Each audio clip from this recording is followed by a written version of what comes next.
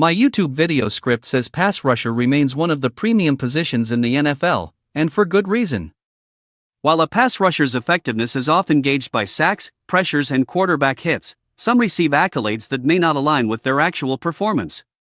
For example, some edge rushers have secured lucrative contracts based on past achievements, yet their recent statistics show a noticeable decline.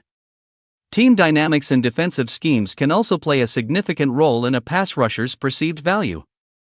Some players benefit from systems that tend to mask their individual deficiencies, leading to inflated assessments of their abilities.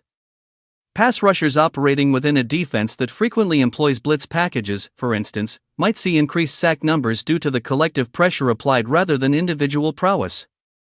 This context is crucial, as it underscores that a player's success can be heavily influenced by the environment and support around them rather than their skill sets alone.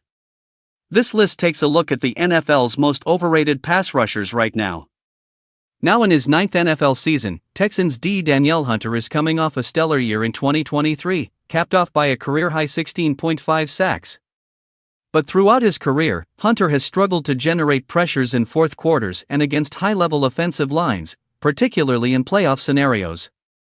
He often relies heavily on speed and athleticism rather than technique or power moves, which limits his ability to adjust against varied offensive schemes and high-level blockers.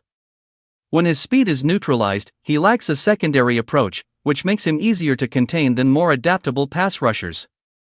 He has also failed to create the number of turnovers you'd like to see from your premier edge rusher. Hunter has forced just 12 fumbles in 129 career games, whereas Khalil Mack has 32 forced fumbles in 160 career games. In his best year with the Pittsburgh Steelers, 2019, Dupree recorded 11.5 sacks, yet it's fair to wonder whether this success was due more to the presence of superstar TJ Watt than anything else. Watt's dominance drew double teams and endless attention from offensive lines, freeing Dupree up more. Dupree's transition to the Tennessee Titans in 2021 further illustrated his limitations.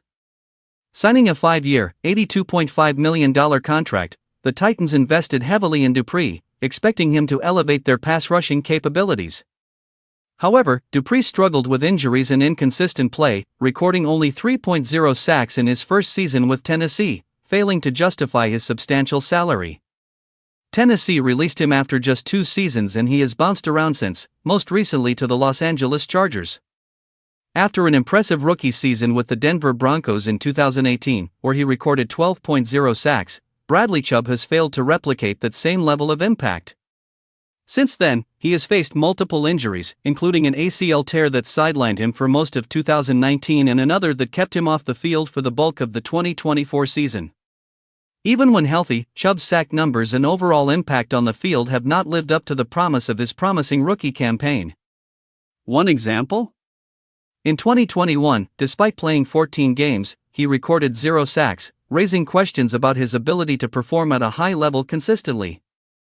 According to ESPN's pass rush win rate metrics, Chubb's pass rush win rate in recent seasons has lagged behind other top edge defenders, often placing him outside the top 25 at his position. Now in his first year with the New York Giants, edge Brian Burns just signed a 5-year, $141 million deal. Considering he has amassed over 10.0 sacks in just one of his 6 seasons, that kind of contract may be a bit of an overpay. One of the main issues with Burns' game is his inconsistency in generating pressure and converting pressures into sacks. Despite accumulating high totals of quarterback pressures in recent years, he hasn't consistently translated these into sacks or game-changing plays. Another primary area of concern with Burns is his performance against the run, which has been notably subpar compared to his peers. He has yet to earn a run defense grade higher than 62.7 in any season, per PFF. Also an issue? His lack of game-changing plays. He has 9 forced fumbles in 90 career games. Read next, 10 most overrated NFL QBs of all time, ranked. Drafted 2nd overall in 2020, Chase Young was touted as a generational talent expected to bring game-changing pressure off the edge. However, his performance has largely fallen short of these lofty expectations. In his rookie season, Young recorded 7.5 sacks, which is solid but not exceptional or what's expected from a top pick.